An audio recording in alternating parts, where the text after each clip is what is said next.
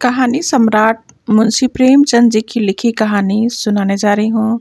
शीर्षक है अनुभव। प्रियतम को 1 वर्ष की सजा हो गई और अपराध केवल इतना था कि 3 दिन पहले जेठ की तपती दोपहरी में उन्होंने राष्ट्र के कई सेवकों का शरबत पान से सत्कार किया था। मैं उस वक्त अदालत में खड़ी थी। कमरे के बाहर सारे नगर की राजनैतिक चेतना किसी बंदी पशु की भांति खड़ी चित्कार कर रही थी। मेरे प्राणधन हथकड़ियों से जकड़े हुए लाए गए। चारों ओर सन्नाटा छा गया। मेरे भीतर हाहाकार मचा हुआ था, मानो प्राण पिघला जा रहा हो। आवेश की लहरें सी उठ उठकर समस्त शरीर को रोमांचित किए देती थीं। ओह, इतना गर्व मुझे कभी नहीं हुआ था। वह अदालत, कुर्सी पर बैठा हुआ अंग्रेज अफसर, लाल जरीदार पगड़ियां बांधे हुए पुलिस के कर्मचारी, सब मेरी आंखों में तुच्छ जान पड़ते थे। बार बार जी में आता था दौड़कर जीवन धन के चरणों में लिपट जाऊं और उसी दशा में प्राण त्याग दूं। कितनी शांत, अविचलित, तेज और स्वाभिमान से प्रदीप्त मूर्ति थी। ग्लानि, विषाद या शोक की छाया भी न थी। नहीं, उन ओठों पर एक स्फूर्ति से भरी हुई मनोहारिणी ओजस्वी मुस्कान थी। इस अपराध के लिए 1 वर्ष का कठिन कारावास। वाह रे न्याय, तेरी बलिहारी है। मैं ऐसे 1000 अपराध करने को तैयार थी। प्राणनाथ ने चलते समय एक बार मेरी ओर देखा, कुछ मुस्कुराए, फिर उनकी मुद्रा कठोर हो गई। अदालत से लौटकर मैंने 5 रुपए की मिठाई मंगवाई और स्वयंसेवकों को बुलाकर खिलाया। और संध्या समय में मैं पहली बार कांग्रेस के जलसे में शरीक हुई। शरीक ही नहीं हुई, मंच पर जाकर बोली और सत्याग्रह की प्रतिज्ञा ले ली। मेरी आत्मा में इतनी शक्ति कहाँ से आ गई, नहीं कह सकती। सर्वस्व लुट जाने के बाद फिर किसकी शंका और किसका डर। विधाता का कठोर से कठोर आघात भी अब मेरा क्या अहित कर सकता था। दूसरे दिन मैंने 2 तार दिए, एक पिताजी को, दूसरा ससुर जी को। ससुर जी पेंशन पाते थे। पिताजी जंगल के महकमे में अच्छे पद पर थे, पर सारा दिन गुजर गया, तार का जवाब नदारद। दूसरे दिन भी कोई जवाब नहीं। तीसरे दिन दोनों महाशयों के पत्र आए। दोनों जामे से बाहर थे। ससुर जी ने लिखा, आशा थी तुम लोग बुढ़ापे में मेरा पालन करोगे। तुमने उस आशा पर पानी फेर दिया। अब क्या चाहती हो, मैं भिक्षा मांगूं? मैं सरकार से पेंशन पाता हूँ। तुम्हें आश्रय देकर मैं अपनी पेंशन से हाथ नहीं धो सकता। पिताजी के शब्द इतने कठोर न थे, पर भाव लगभग ऐसा ही था। इसी साल उन्हें ग्रेड मिलने वाला था। वह मुझे बुलाएंगे तो संभव है ग्रेड से वंचित होना पड़े। हाँ, वह मेरी सहायता मौखिक रूप से करने को तैयार थे। मैंने दोनों पत्र फाड़कर फेंक दिए और उन्हें कोई पत्र न लिखा। हाँ, स्वार्थ, तेरी माया कितनी प्रबल है। अपना ही पिता केवल स्वार्थ में बाधा पड़ने के भय से लड़की की तरफ से इतना निर्दयी हो जाए। अपना ससुर अपनी बहू की ओर से इतना उदासीन हो जाए। मगर अभी मेरी उम्र ही क्या है, अभी तो सारी दुनिया देखने को पड़ी है। अब तक मैं अपने विषय में निश्चिंत थी, लेकिन अब ये नई चिंता सवार हुई। इस निर्जन घर में निराधार, निराश्रय कैसे रहूंगी? मगर जाऊंगी कहाँ? अगर कोई मर्द होती तो कांग्रेस के आश्रम में चली जाती या कोई मजूरी कर लेती। मेरे पैरों में नारित्व की बेड़ियां पड़ी हुई थीं। अपनी रक्षा की इतनी चिंता न थी जितनी अपने नारित्व की रक्षा की। अपनी जान की फिक्र न थी, पर नारित्व की ओर से किसी की आंख भी न उठनी चाहिए। किसी की आहट पाकर मैंने नीचे देखा। 2 आदमी खड़े थे। जी में आया, पूछूं तुम कौन हो, यहाँ क्यों खड़े हो? मगर फिर ख्याल आया, मुझे यह पूछने का क्या हक? आम रास्ता है, जिसका जी चाहे खड़ा हो। पर मुझे खटका हो गया। उस शंका को किसी तरह दिल से न निकाल सकती थी। वह एक चिंगारी की भांति हृदय के अंदर समा गई थी। गर्मी से देह फूकी जाती थी, पर मैंने कमरे का द्वार भीतर से बंद कर लिया। घर में एक बड़ा सा चाकू था, उसे निकालकर सिरहाने रख लिया। वह शंका सामने बैठी घूरती हुई मालूम होती थी। किसी ने पुकारा, मेरे रोए खड़े हो गए। मैंने द्वार से कान लगाया, कोई मेरी कुंडी खटखटा रहा था। कलेजा धक धक करने लगा। वही दोनों बदमाश होंगे, क्यों कुंडी खटखटा रहे हैं? मुझसे क्या काम है? मुझे झुंझलाहट आ गई। मैंने द्वार खोला और छज्जे पर खड़ी होकर जोर से बोली, कौन कुंडी खटखटा रहा है? आवाज़ सुनकर मेरी शंका शांत हो गई। कितना ढाढ़स हो गया। यह बाबू ज्ञानचंद थे। मेरे पति के मित्रों में इनसे ज़्यादा सज्जन दूसरा नहीं है। मैंने नीचे जाकर द्वार खोल दिया। देखा तो एक स्त्री भी थी। वह मिसेस ज्ञानचंद थीं। यह मुझसे बड़ी थीं। पहले पहल मेरे घर आई थीं। मैंने उनके चरण स्पर्श किए। हमारे वहाँ मित्रता मर्दों ही तक रहती है, औरतों तक नहीं जाने पाती। दोनों जने ऊपर आए। ज्ञान बाबू एक स्कूल में मास्टर हैं, बड़े ही उदार, विद्वान, निष्कपट। पर आज मुझे मालूम हुआ कि उनकी पथ प्रदर्शिका उनकी स्त्री है। वह दोहरे बदन की प्रतिभाशाली महिला थी। चेहरे पर ऐसा रोब था मानो कोई रानी हो, सिर से पांव तक गहनों से लदी हुई। मुख सुंदर न होने पर भी आकर्षक था। शायद मैं उन्हें कहीं और देखती तो मुंह फेर लेती। गर्व की सजीव प्रतिमा थी। वह बाहर जितनी कठोर, भीतर उतनी ही दयालु। घर कोई पत्र लिखा? यह प्रश्न उन्होंने कुछ हिचकते हुए किया। मैंने कहा, हाँ लिखा था। कोई लेने आ रहा है? जी नहीं, न पिताजी अपने पास रखना चाहते हैं, न ससुर जी। तो फिर क्या? अभी तो मैं यहीं पड़ी हूँ। तो मेरे घर क्यों नहीं चलती? अकेले तो इस घर में मैं न रहने दूंगी। खुफिया के दो आदमी इस वक्त भी डटे हुए हैं। मैं पहले ही समझ गई थी दोनों खुफिया के आदमी होंगे। ज्ञान बाबू ने पत्नी की ओर देखकर मानो उसकी आज्ञा से कहा, तो मैं जाकर तांगा लाऊं? देवी जी ने इस तरह देखा मानो कह रही हो, क्या अभी तुम यहीं खड़े हो? मास्टर साहब चुपके से द्वार की ओर चले। ठहरो, देवी जी बोली। कै तांगे लाओगे? कै? मास्टर साहब घबरा गए। हाँ, कै?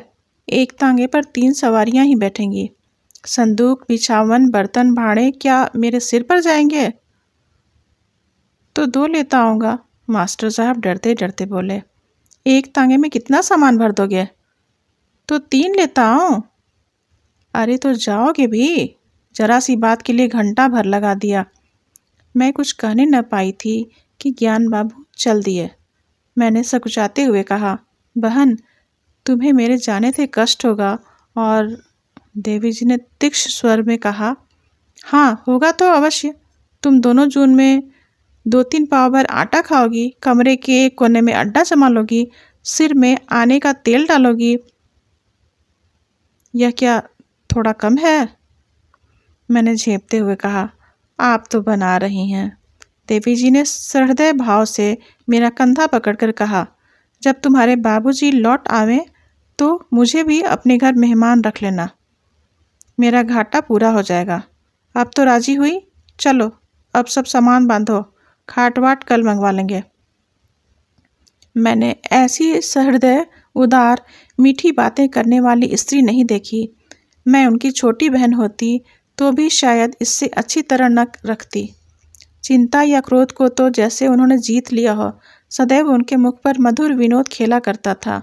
कोई लड़का वाला न था, पर मैंने उन्हें कभी दुखी नहीं देखा। ऊपर के काम के लिए लौंडा रख लिया था, भीतर का सारा काम खुद करती। इतना कम खाकर और इतनी मेहनत करके वह कैसे इतनी हृष्ट पुष्ट थी, मैं नहीं कह सकती। विश्राम तो जैसे उनके भाग्य में ही नहीं लिखा था। जेठ की दोपहरी में भी न लेटती थीं, हाँ मुझे कुछ न करने देती। उस पर जब देखो कुछ खिलाने को सिर पर सवार। मुझे यहाँ बस यही एक तकलीफ थी। मगर 8 ही दिन गुजरे थे कि एक दिन मैंने उन्हीं दोनों खुफियों को नीचे बैठा देखा। मेरा माथा ठनका। यह अभागे यहाँ भी मेरे पीछे पड़े हैं। मैंने तुरंत बहन जी से कहा, वे दोनों बदमाश यहाँ भी मंडरा रहे हैं। उन्होंने हिकारत से कहा, कुत्ते हैं, फिरने दो। मैं चिंतित होकर बोली, कोई स्वांग न खड़ा करें। उसी बेपरवाही से बोली, भूखने के सिवा और क्या कर सकते हैं। मैंने कहा, काट भी तो सकते हैं। हंसकर बोली, इसके डर से कोई भाग तो नहीं जाता ना।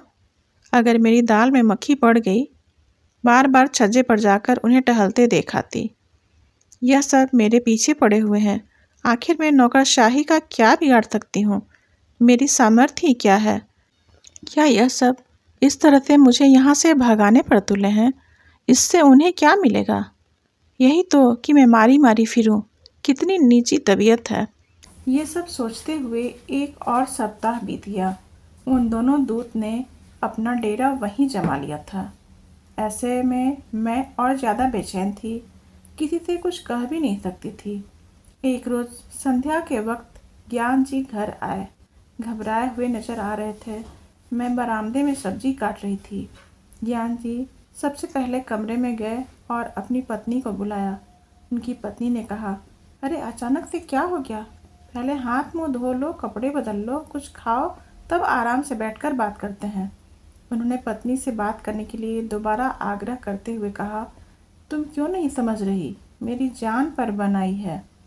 फिर भी ज्ञान जी की पत्नी ने वहीं बैठे हुए कहा कि क्या बात है, बताते क्यों नहीं। ज्ञान जी ने कहा, पहले इधर आओ। इतने में मैं खुद वहाँ से दूर जाने लगी। तभी ज्ञान जी की पत्नी ने मुझे हाथ पकड़कर रोक लिया। मैं कोशिश करके भी उनसे हाथ नहीं छुड़ा पाई। ज्ञान जी मेरे सामने वो बात नहीं कहना चाहते थे, लेकिन उनसे इंतजार भी नहीं हो रहा था। उन्होंने तुरंत कहा, आज मेरे व प्रधानाचार्य के बीच झगड़ा हो गया।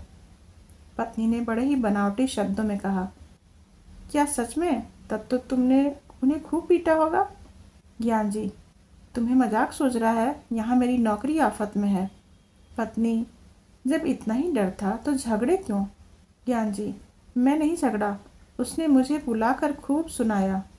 पत्नी, बिना मतलब के। ज्ञान जी ने कहा, अब क्या बताऊं। पत्नी ने कहा, मैंने कई बार बोला है, ये मेरी बहन है, तुम इसके सामने सब कुछ बोल सकते हो। ज्ञान जी ने कहा, अच्छा, जब बात इनके बारे में हो तो। पत्नी ने कहा, मैं समझ गई, खुफियों से तुम्हारी अनबन हुई होगी और पुलिस ने तुम्हारे स्कूल में शिकायत कर दी होगी। ज्ञान जी सोचते हुए, नहीं, ऐसा नहीं है, लेकिन पुलिस ने हाकिम जिला के यहाँ शिकायत की और उसने प्रधानाचार्य से। प्रधानाचार्य ने मुझसे जवाब मांगा है। पत्नी ने कहा, प्रधानाचार्य ने कहा होगा कि उस महिला को अपने घर से बाहर करो। ज्ञान जी ने कहा, हाँ, कुछ ऐसा ही समझ लो। पत्नी, फिर तुमने क्या कहा। ज्ञान जी बोले, फिलहाल मैंने कुछ नहीं कहा, वहाँ कुछ समझ नहीं आ रहा था। पत्नी ने गुस्से में कहा, जब तुम इसका जवाब जानते हो फिर सोचना क्या था। ज्ञान जी सहम कर बोले, मैं ऐसे अचानक कैसे बोल देता। पत्नी गुस्से में बोली, जाओ अभी जाकर अपने प्रधानाचार्य से कहो कि मैं उसे नहीं निकाल सकता और अगर न माने तो नौकरी से इस्तीफा देकर घर आना, अभी तुरंत जाओ। मैं अपने आंसू रोक नहीं पाई। रोते हुए मैंने कहा, बहन, ये सब क्यों। ज्ञान जी की पत्नी ने मुझे डांटा और कहा, तुम बिल्कुल चुप रहो, नहीं तो कान पकड़ लूँगी। तुम क्यों बीच में बोलती हो। हम जब भी रहेंगे तो एक साथ ही रहेंगे, अगर जिएंगे तो साथ, मरेंगे तो भी साथ। पति को सुनाते हुए कहा, इनकी आधी उम्र बीत गई लेकिन इन्होंने कुछ नहीं सीखा। अब खड़ी क्यों हो, तुम्हें बोलने में डर लग रहा है तो मैं जाकर कह दूं। ज्ञान जी ने गुस्से होकर कहा, कल जाकर बोल दूंगा, इस समय पता नहीं वो होगा भी या नहीं। इधर पूरी रात मैं नहीं सो पाई। पिता व ससुर जी, जिसे दोनों ने ठुकरा दिया हो, उस दासी को इन्होंने इतनी इज्जत दी। ज्ञान जी की पत्नी सच में किसी देवी से कम नहीं है। अगले दिन ज्ञान जी निकल रहे, तभी पत्नी ने कहा, जवाब देकर आना। ज्ञान जी के जाने के बाद मैंने कहा, बहन, तुम ये सही नहीं कर रही हो। मुझे ये बर्दाश्त नहीं हो रहा है कि मेरी वजह से तुम्हारे परिवार पर परेशानी आए। ज्ञान जी की पत्नी से हंसते हुए कहा, हो गया या और कुछ बोलना है।